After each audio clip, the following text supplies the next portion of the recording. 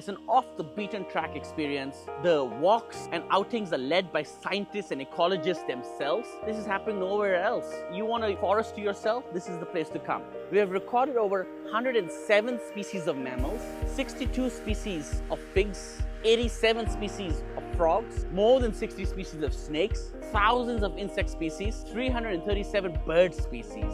All the hornbill species are here, all the 5 cat species from the bay cat to the clouded leopard. We came up with an idea in 2018 with a softwood plantation next to Tawau Hills Park.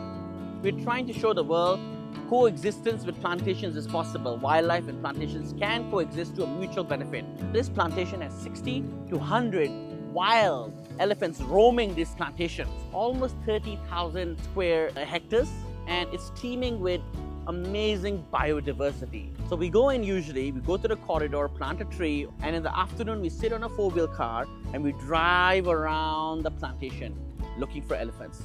It is perhaps one of the most unique forms of nature tourism in Borneo, and you're directly supporting conservation. We have a conservation team of almost 15 to 20 people who work in the reforestation unit, education, enforcement.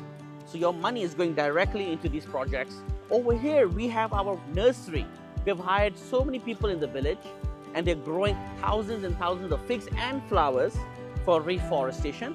One of the unique things we do is create new wildlife, nature, and conservation tourism project sites. So we can create more jobs, create a value for the ecosystem in that area. So come, experience Borneo, see some of these amazing sites yourself, and support conservation tourism.